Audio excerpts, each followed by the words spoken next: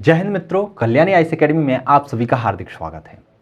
मित्रों, जैसा कि आप सभी को ज्ञात है कि हम खनिजों का अध्ययन कर रहे हैं। पिछली वीडियो के अंतर्गत हमने खनिजों के प्रकारों को जाना कि खनिज कितने प्रकार के होते हैं। साथ ही साथ हमने मध्य प्रदेश में खनिजों की स्थिति को जाना कि मध्य प्रदेश की खनिजों में स्थिति क्या है, किन किन खनिजों में मध्य प्रदेश पहला स्थान रख रहा है, किन किन खनिजों में मध्य प्रदेश दूसरा स्थान रख रहा है। तो हम लोगों ने पहला स्थान, दूसरा स्थान खनिजों के स्तर पर जाना। साथ ही साथ हमने ये भी जाना कि मध्य प्रदेश उत्पादन की दृष्टि से, खनिज उत्पादन की दृष्टि से कौन सा स्थान रखता है। साथ ही साथ राजस्व प्राप्ति में भी कौन सा स्थान रखता है, कितने प्रकार के मध्य प्रदेश में खनिज पाए जाते हैं और किन किन खनिजों का या कितने प्रकार के खनिजों का उत्पादन कर रहे हैं। साथ ही साथ हमने जानने का प्रयास किया था कि धात्विक खनिज कौन कौन से हैं मध्य प्रदेश में, और धात्विक खनिजों में जो धात्विक खनिजों का उत्पादन किया जा रहा है या जो उत्खनन किया जा रहा है वह किन किन स्थानों से किया जा रहा है। साथ ही साथ हमने उन खनिजों की विशेषता का भी अध्ययन किया था। अब इस वीडियो लेक्चर के अंतर्गत हम मध्य प्रदेश के अंतर्गत आने वाले अधात्विक खनिजों का अध्ययन करेंगे। किनका अध्ययन करेंगे? अधात्विक खनिज का। मैंने आपको पिछली ही वीडियो में बताया था कि मध्य प्रदेश पहला स्थान, दो धात्विक खनिज थे जिनमें रख रहा था, जिन्हें तांबा और मैग्नीज कहते हैं। साथ ही साथ एक अधात्विक खनिज था जिसमें मध्य प्रदेश पहला स्थान रखता है। वह अधात्विक खनिज है हीरा। कौन सा है? हीरा। समझते हैं हम हीरे के बारे में। हीरा तो सब चाहते हैं, हीरा बहुत ही मूल्यवान होता है। तो हीरा क्या है? यह है अत्यंत मूल्यवान खनिज है। कैसा है? मूल्यवान खनिज है, अर्थात बहुत महंगा बिकता है, इसका मूल्य बहुत ज्यादा होता है। यह कार्बन का सबसे शुद्ध रूप है, साथ ही साथ प्रकृति का सबसे कठोर है। तो ये इसकी क्वालिटी होती है कि यह कार्बन का क्या है? सबसे शुद्ध रूप है। और यह कैसा होता है? पारदर्शी होता है। मतलब एक जगह से इसके आजू बाजू आप देख सकते हैं, लेकिन इसमें प्रकाश का पूर्ण आंतरिक परावर्तन पाए जाने के कारण, पूर्ण आंतरिक परावर्तन इसलिए पाया जाता है कि हीरे में बहुत सारे क्रिस्टल पाए जाते हैं। तो इसमें पूर्ण आंतरिक परावर्तन जब होता है और इस गुण के कारण यह हीरा क्या होता है? चमकता है। तो ये क्या होता है? चमकता है। और जो कार्बन है उसका शुद्ध रूप है, साथ ही साथ प्रकृति का सबसे कठोर है। प्रकृति का सबसे कठोर होने के कारण इसका उपयोग जो है कांच, काला हीरा जो होता है उसका उपयोग कांच काटने में भी किया जाता है, कांच उद्योग में भी इसका उपयोग किया जाता है। उत्पादक क्षेत्र की बात करें कि आखिर हीरा कहाँ कहाँ से उत्पन्न होता है, कहाँ कहाँ इसका उत्खनन किया जाता है, तो आपको पता है कि पहला स्थान तो मध्य प्रदेश ही रख रहा है। तो मध्य प्रदेश में कौन कौन से स्थान है जहां पर हीरा निकाला जाता है? तो ध्यान रखना, विंध्यन सेल जो हैं, विंध्यन सेल समूह जो और कुड़प्पन क्रम की हैं, वहां से जो हीरा निकाला जाता है वह बहुत मूल्यवान होता है। और वह कहां पर आती हैं? मध्य प्रदेश के विंध्यन सेल में आती हैं। तो वहां पर स्थान है जैसे कि मझगवां है, सतना में आता है। साथ ही साथ हिनौता पन्ना में आता है और अंगोरा छतरपुर में आता है। कौन कौन से? मझगवां, सतना, हिनौता, पन्ना और अंगोरा छतरपुर। ये जो अंगोरा है, छतरपुर वाला, ये संभावित क्षेत्र है। यहाँ से उम्मीद की जा रही है कि यहाँ से भी हीरा उत्खनन किया जा सकता है। यहाँ पे हीरे मिलने की बात कही गई है, लेकिन उत्खनन मझगवां और सतना, हिनौता और मझगवां दोनों से ही हो रहा है। मध्य प्रदेश में जो हीरे का उत्खनन है वह कौन सी कंपनी करती है? तो एनएमडीसी कंपनी करती है। कौन सी करती है? एनएमडीसी कंपनी करती है। प्री कैम्ब्रियन काल की जीवाश्म रहित जो विंध्य सेल हैं, उनकी नसों में जो हीरा पाया जाता है वो बहुत ही मूल्यवान किस्म का होता है। किनमें? प्री कैम्ब्रियन काल की जीवाश्म रहित विंध्यन सेल समूह की नसों में जो हीरा पाया जाता है वो बहुत ही मूल्यवान होता है। मध्य प्रदेश के साथ साथ ही भारत में भी हीरा कई जगह से निकाला जाता है, जैसे कि तेलंगाना का गोलकुंडा खान। तेलंगाना की गोलकुंडा खान है, पहले आंध्र प्रदेश में आया करती थी, लेकिन जैसे ही आंध्र प्रदेश का दो भागों में विभाजन हो गया, एक तेलंगाना और एक आंध्र प्रदेश, तो अब यह खान तेलंगाना के अंतर्गत पहुंच गई है। तो तेलंगाना की जो गोलकुंडा खान है वहां से कोहिनूर का हीरा निकाला गया था। कौन सा हीरा निकाला गया था? कोहिनूर का हीरा। आंध्र प्रदेश का कुड़प्पा और कुरनूल है, यहां से भी हीरा निकाला जाता है। तो जो विंध्यन क्रम की चट्टान है वो यहाँ के साथ साथ यहाँ भी पाई जाती हैं।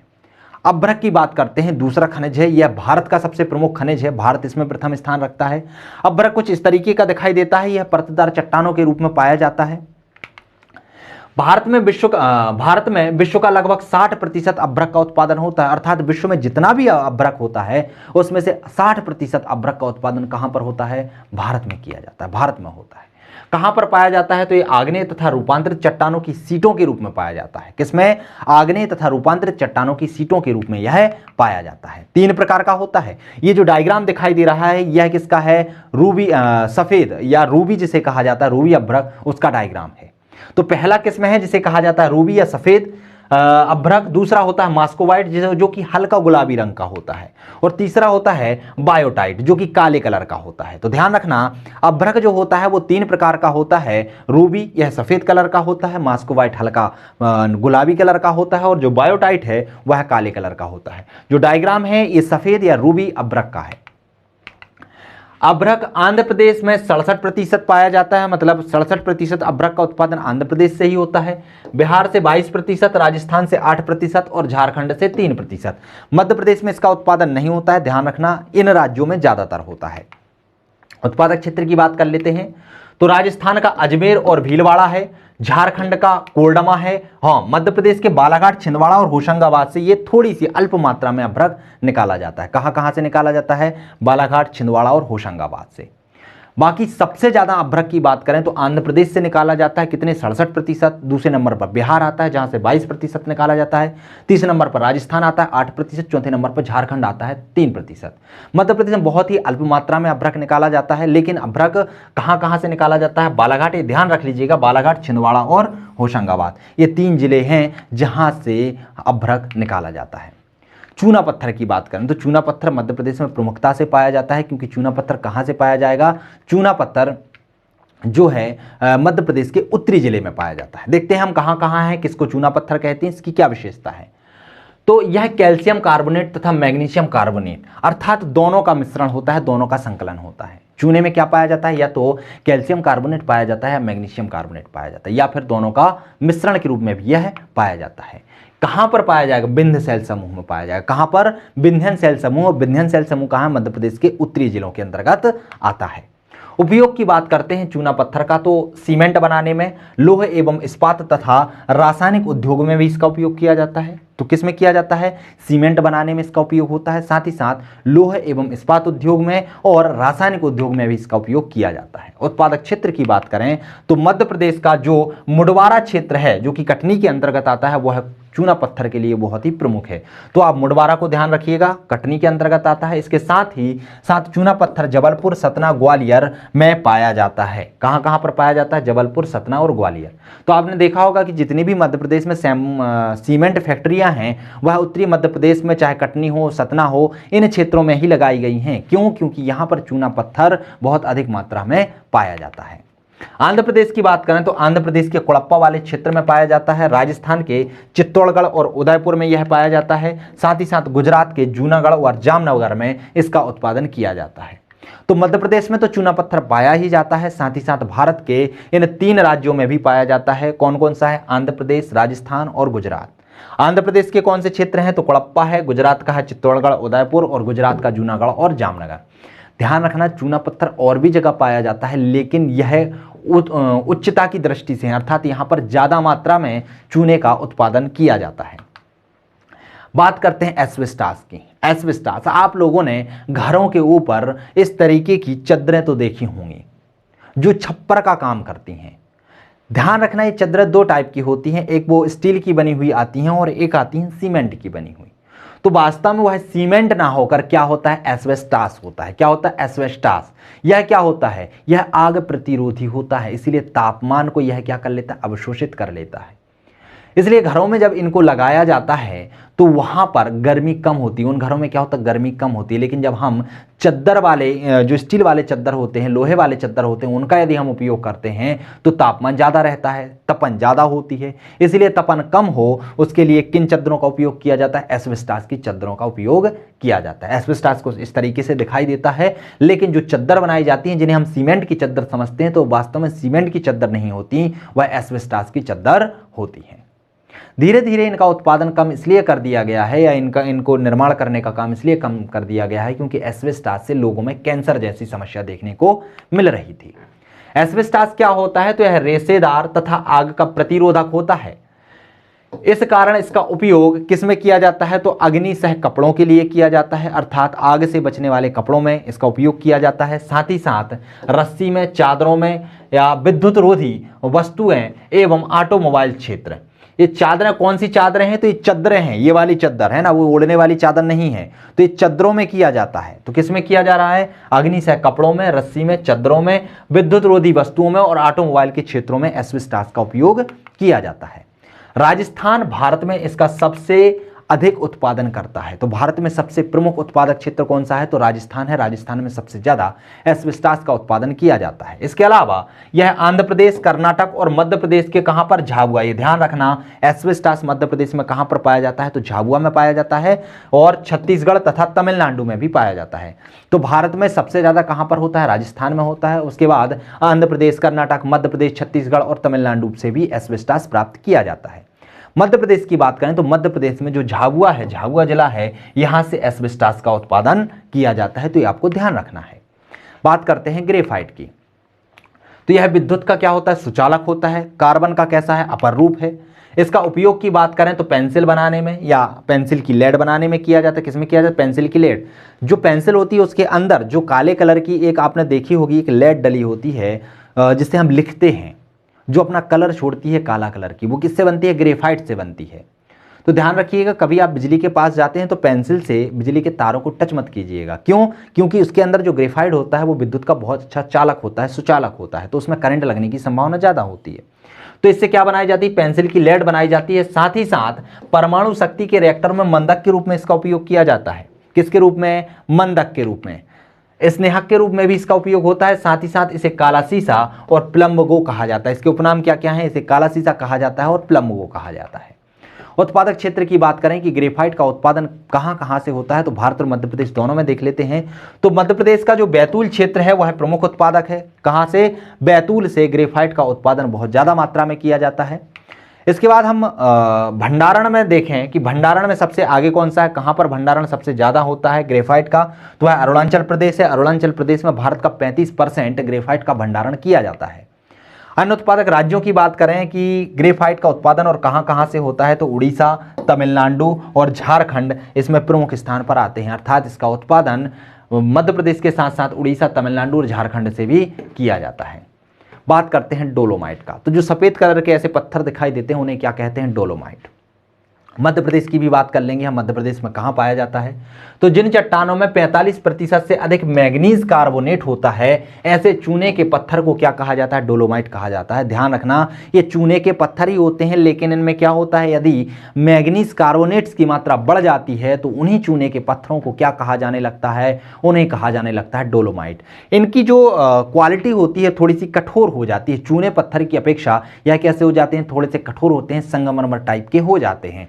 तो जिन चट्टानों में 45% से अधिक मैग्नीज कार्बोनेट होता है, ऐसे चूने के पत्थरों को क्या कहा जाता है? डोलोमाइट कहा जाता है। इसका उपयोग किसमें होता है? तो लोहा साफ करने में, इस्पात एवं सीमेंट कारखाने में किया जाता है। किसमें किया जाता है? लोहे को साफ करने में किया जाता है, इस्पात एवं सीमेंट उद्योगों में भी किया जाता है।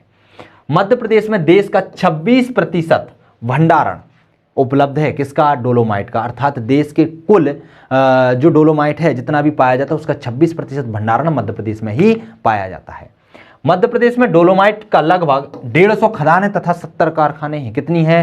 150 खदानें हैं और 70 कारखाने हैं। अब आप सोच रहे होगी सर डोलोमाइट को आप इतना विस्तार में क्यों पढ़ा रहे हो? तो दोस्तों, पिछली परीक्षाओं में जो पिछला सिलेबस था उसमें भी आपके खनिज संसाधन थे मध्य प्रदेश से संबंधित, और डोलोमाइट आपसे 100 शब्दों में पूछा गया था।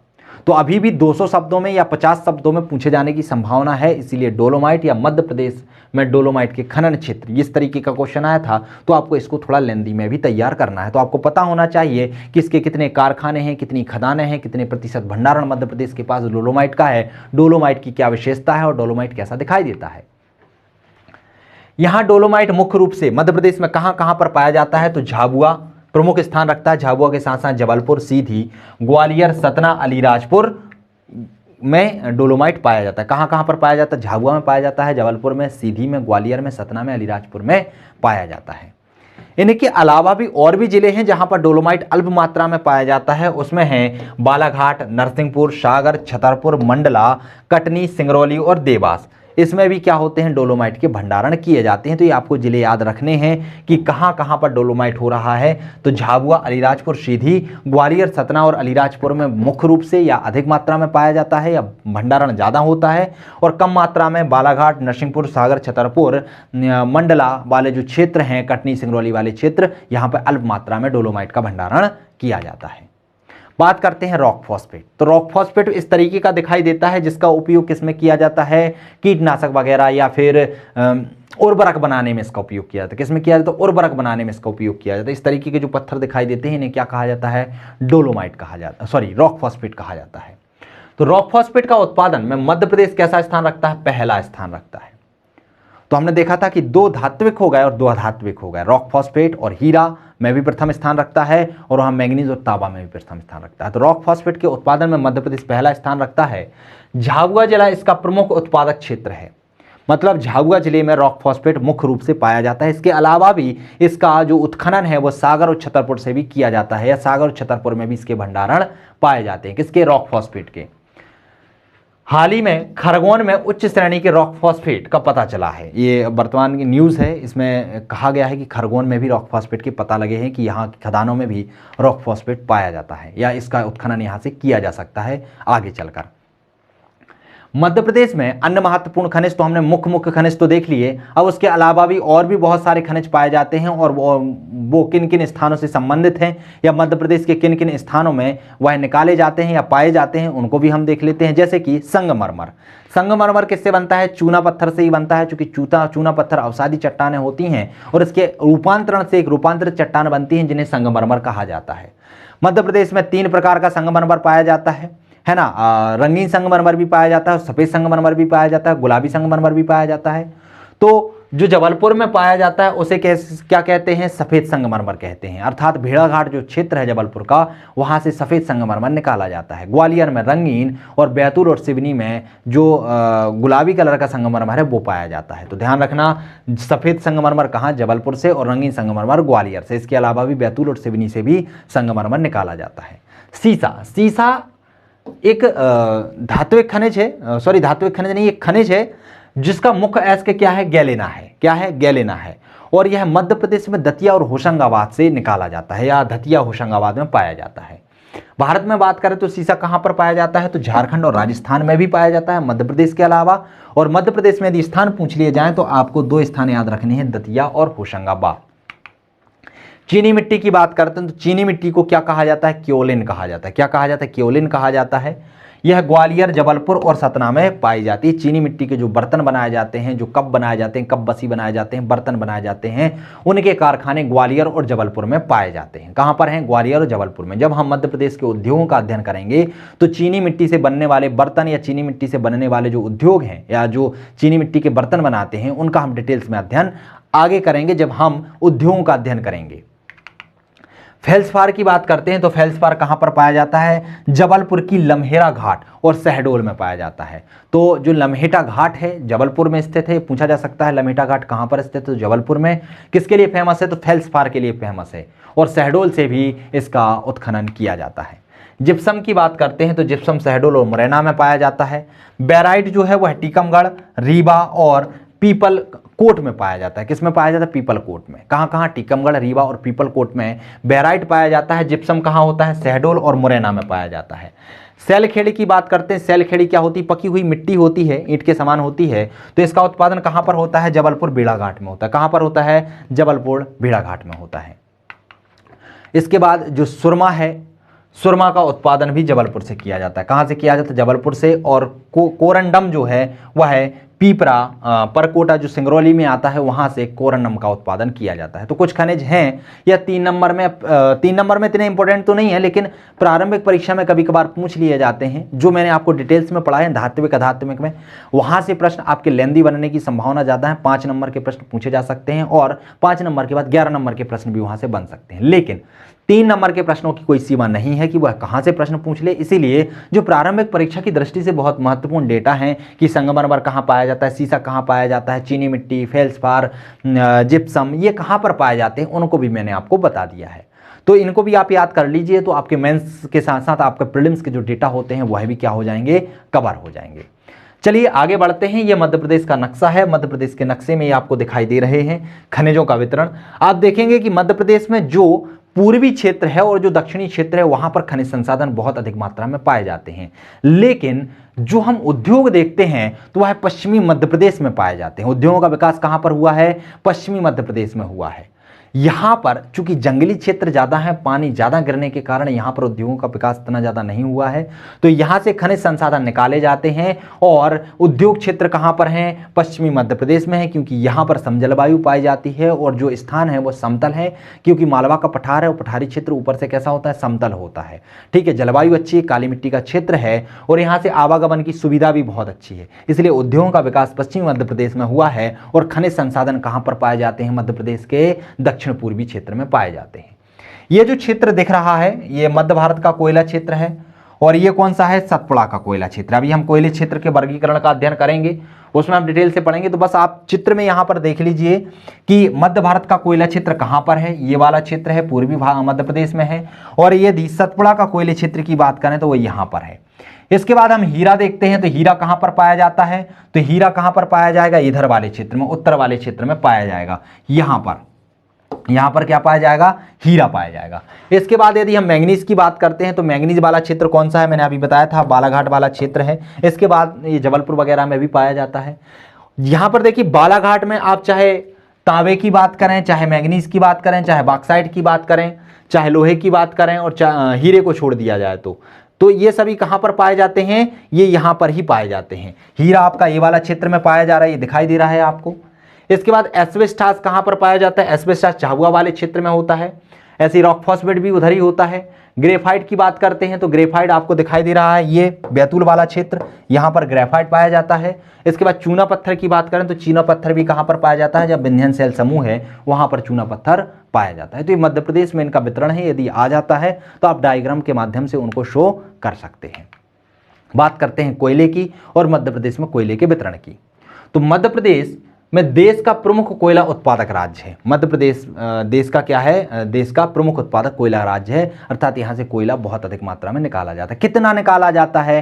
तो 35%। अर्थात यदि कोयले के कुल भंडारण की बात करें तो उसका 35% भंडारण कहाँ पर होता है? मध्य प्रदेश पर होता है।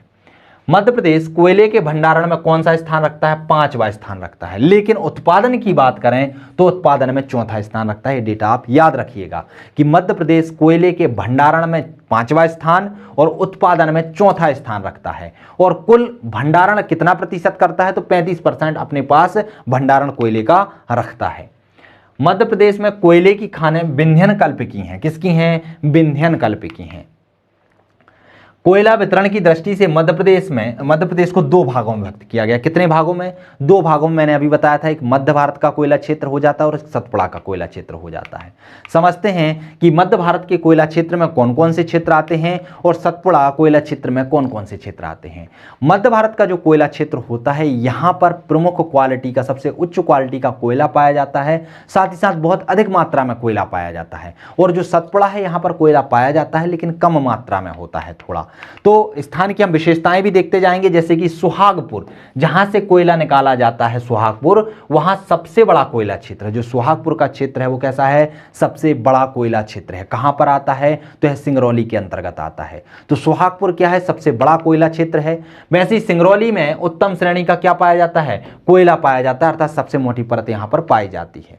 तो सुहागपुर में क्या है? सबसे बड़ा कोयला क्षेत्र है, लेकिन सिंगरौली में उत्तम क्वालिटी का कोयला पाया जाता है। और सबसे मोटी परत यदि कोयले की बात करें कि कोयले की सबसे मोटी परत कहां पर है, तो वह सिंगरौली में है। कहां पर है? सिंगरौली में है। ऐसे ही जो उमरिया क्षेत्र है, उमरिया क्षेत्र क्या है? सबसे छोटा कोयला क्षेत्र। कैसा है? सबसे छोटा कोयला क्षेत्र है। कोरार क्षेत्र जो है वो भी इसी के अंतर्गत आता है। और जोहिला नदी क्षेत्र है वह भी किसके अंतर्गत आता है? मध्य कोयला क्षेत्र के अंतर्गत आता है।